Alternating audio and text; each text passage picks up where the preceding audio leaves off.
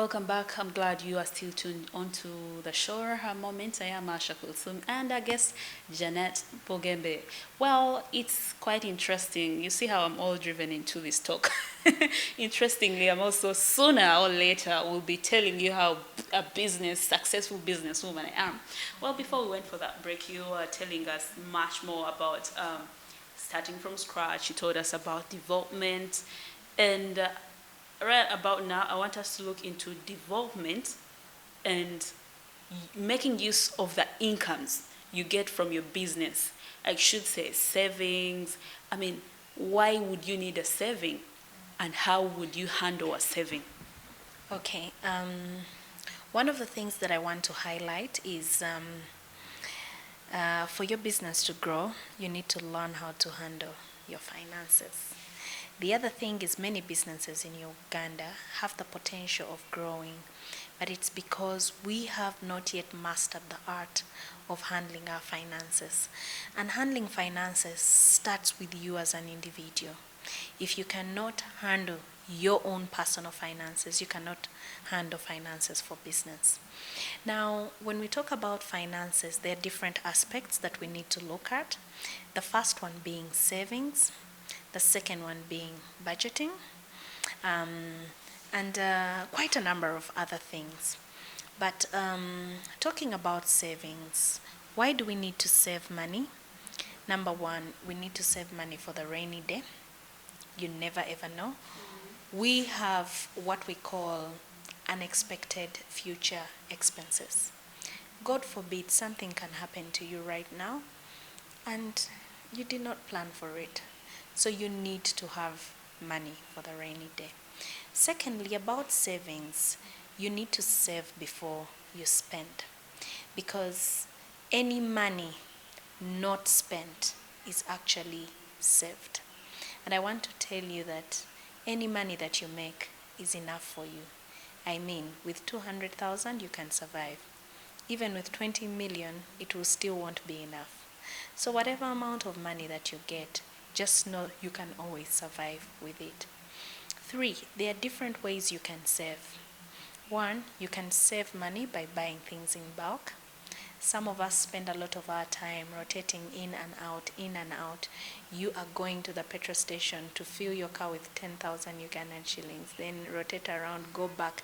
That is time wastage, and it's also, when you fill up your tank for that matter, or you decide to go and buy something in bulk, you're actually saving both on your time and on your money, okay?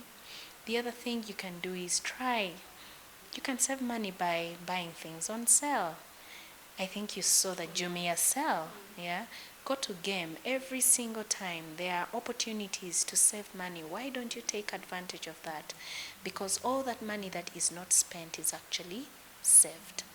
Okay, then the other thing that I'll tell you, once you save money, you can be in position to negotiate for good deals. I mean, somebody can come and they have a very big challenge, yeah, and they are willing to offer something that is worth 10 million shillings for 2 million shillings if you have cash. So if you have your cash, then you can be in position to acquire what it is that is available at that point in time. So is savings very important? Oh yes, it's very, very important to save.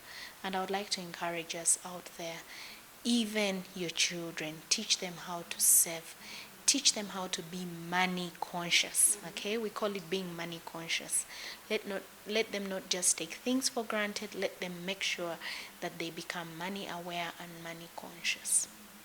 Yes. Well, many of us who do lots of saving through banks and you got in salary and you feel you're taking your money to the bank. We have got very many bank agents who come and find people in circles, and very many do not know how relevant is banking. I mean, what could be some of those things they should carry on and do not, save for saving, but save for a purpose? Okay, now that is where the other aspect comes through. It is called investment. And one of the things that I'll teach you is we don't just save for the sake of saving money. Of course, it's nice to have some cash on you. It's called liquidity. But also, it's important for you to put aside money and invest it. One, you can invest in money generating activities. For me personally, that is not really my field because I want to concentrate on what I do best. So I'm not the kind who keeps on doing every business, investing in every business, because I'm not going to be available for it. So you can invest in things like land. There's a plot for sale. You accumulate your little money. You can store your money in land. Then you can be in position to buy shares. You can be in position to do quite a number of things. There are so many investment opportunities.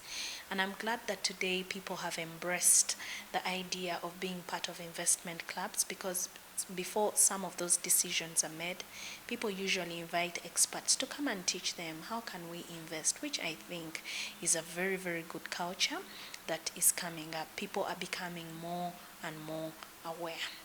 So we are not saving just for the sake, but we also need to learn how to invest. I think I'm also not mistaken if I say you could be the right person to teach many of us out there agenda setting. Now, one of the things that I think is very, very crucial that can either put you on the side of being on your journey to wealth, and also on the other side of, there's the opposite side, which we don't want to talk about today, but I think setting goals and budgeting is very, very crucial. Personally, together with my husband and our family, we always make a budget. We always break down whatever we want to spend on. So if you sit down and calculate all your expenditures and also compare with your income, you might realize that you're in a deficit. Mm-hmm. Some of us are like channels, okay? We get money from our places of work, from our businesses, and we just act as a channel. The money just goes through to go to the rightful owners. Who is the rightful owner? DSTV, MTN, the lady in the market, your landlord. So you're just carrying the money on their behalf. It's just going through your hands and going to the rightful owners. So I think it's very, very important that we become money conscious. Where is your money going? You need to know, where is your money going? So you need to break down. One, we have everyday expenses. There are things that you spend money on. There is food, there is fuel, there is taxi, there is airtime, there is OTT, all these things. List them down, okay? Medical. So the moment you know that these are my expenses and this is how much I need to get, then it helps you to become more conscious of your spending.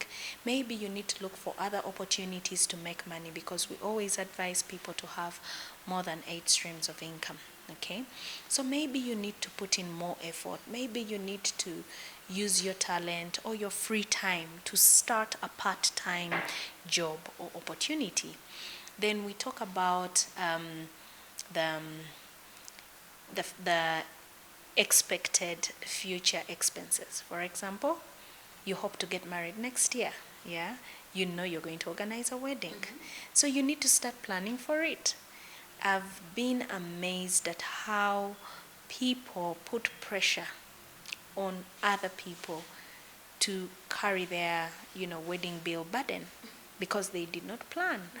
So those are expected future expenses. Then we also have unexpected future expenses. So it's very, very important to plan if anything happened, if things went south. Maybe then insurance comes in. You need to probably have a policy, disability, I don't know, whatever it is. So we need to be very cautious when you're making our budget. Then when you're making your budget, of course, don't forget tithe. Always. The 10% has to go back to the creator. I always put aside 10% to go into savings. Then I always put aside 10% to go on the dream account. And please don't forget to reward yourself, because you've done a great job. Wow. If you do not reward yourself, guess what? You will steal from or the other, you know. So please reward yourself. If you've done a great job, you can say 5% of my income. This is something that I love to do. Go out, Javas, eat, and enjoy your I life. think that is the most interesting bit.